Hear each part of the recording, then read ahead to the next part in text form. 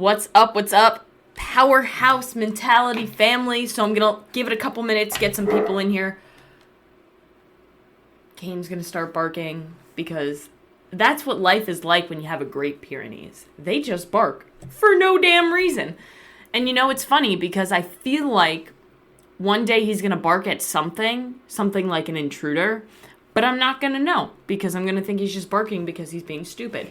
But let me go ahead and let me make sure I can see everybody's comments and pull that up in the group before we get situated here.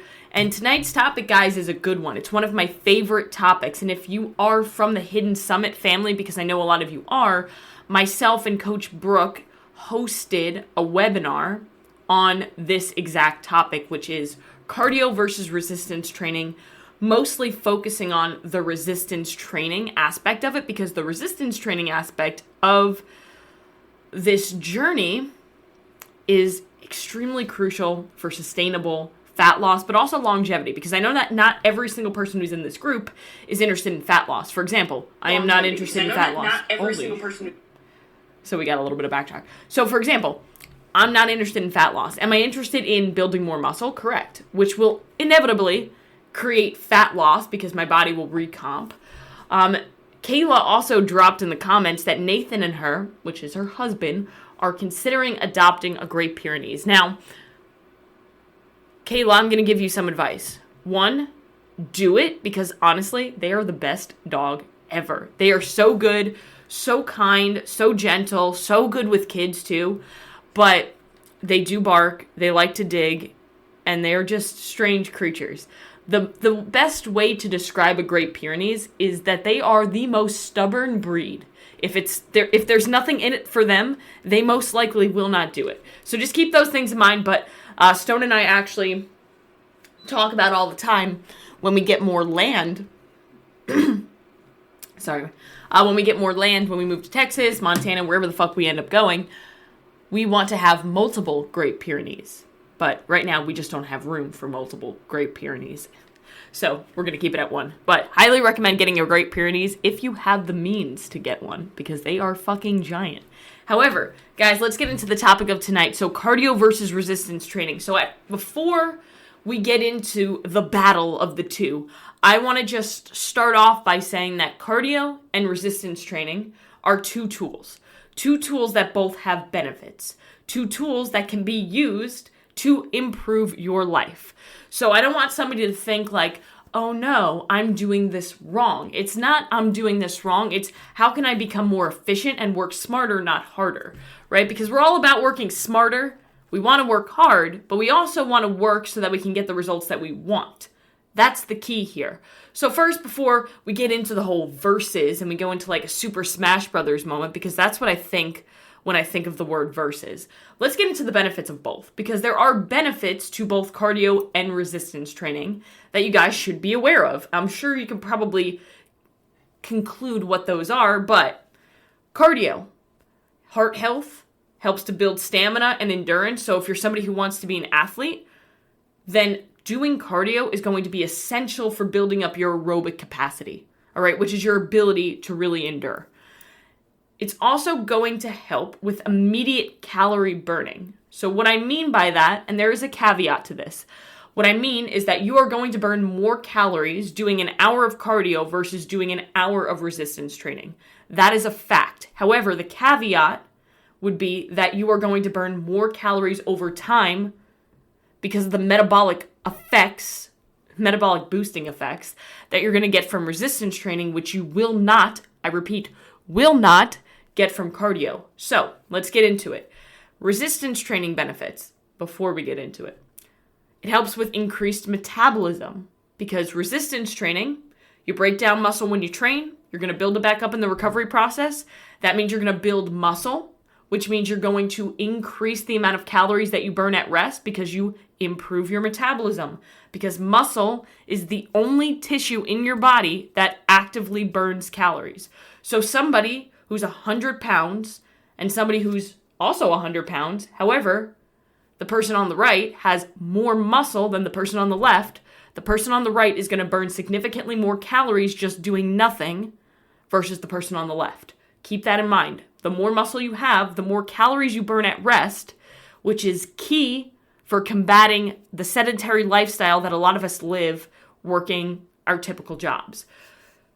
Resistance training also does improve heart health. It reduces the risk of heart disease more than aerobic conditioning such as walking or running.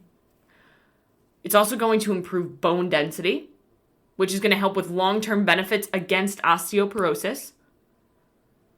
You're going to have better long-term, more sustainable fat loss. And that is for that improved metabolism, right? So again, if you're burning more calories at rest, you're more likely to burn more fat, all right? It's also going to be the most versatile fitness.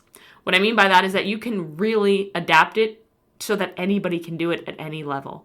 Your body can be resistance. Hormone health is also going to improve, which hormone health does have a huge effect on your ability to lose body fat and overall longevity. You're going to be more insulin sensitive. Insulin sensitive, that's a tough sentence. Because the more muscle that you have, there are more places to store glucose or sugar.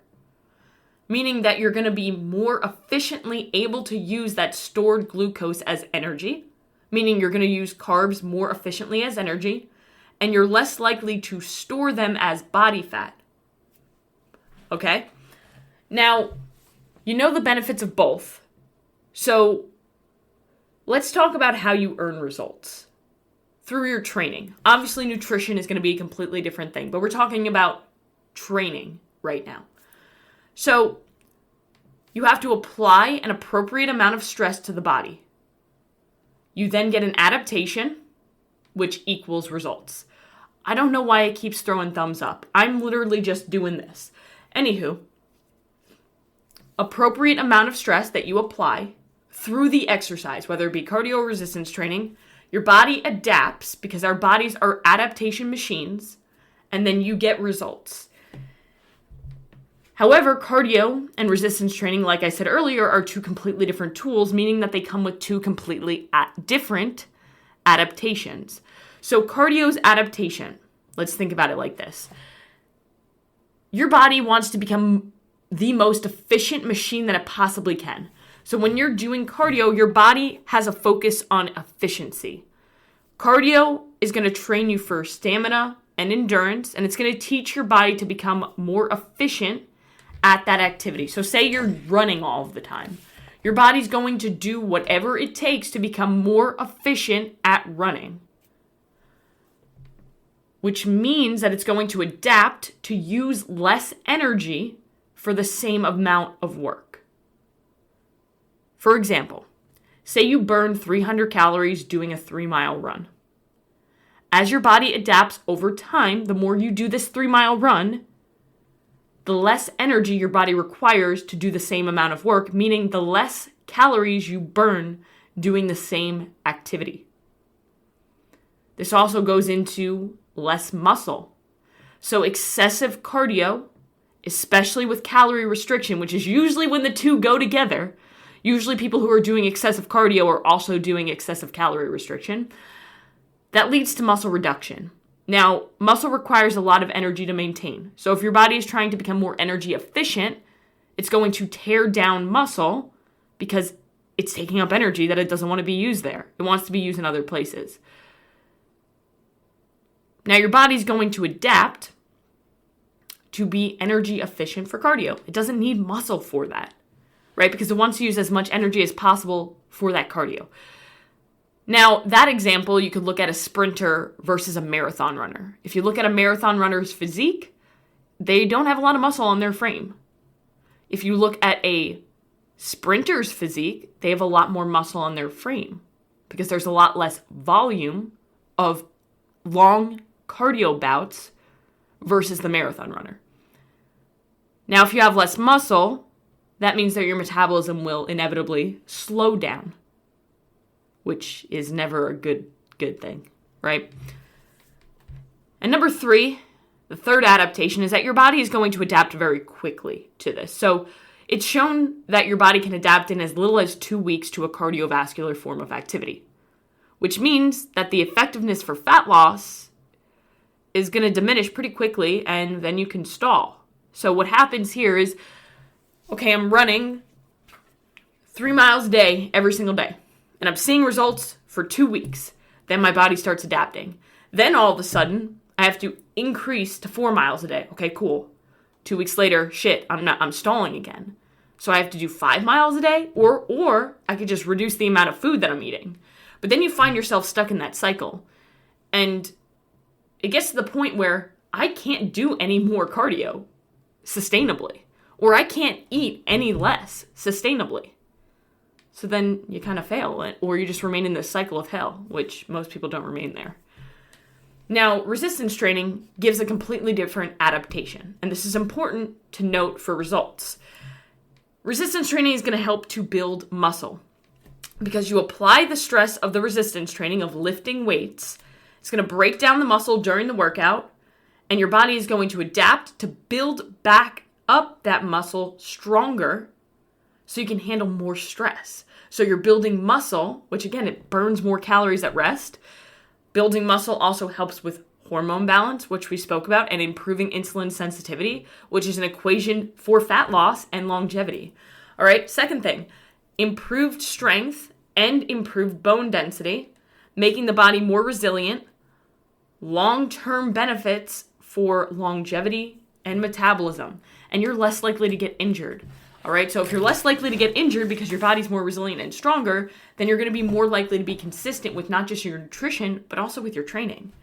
And the final thing, the most important thing that resistance training does from an adaptation perspective is increased metabolism. So your BMR, or your basal metabolic rate, or the amount of calories that you burn doing nothing, is going to increase because you have more muscle on your frame. So that, again, that's going to combat a sedentary lifestyle and make fat loss not just so much easier, but also so much more sustainable.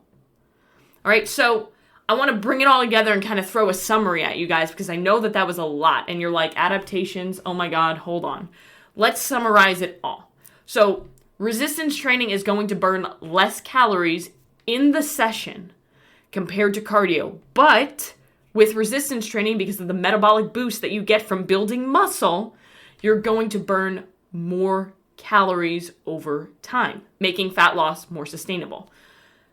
Resistance training is going to send a really loud signal to your body to adapt by getting stronger, becoming better at that exercise, at lifting weights, resulting in more muscle, more calories burned at rest, and better fat loss.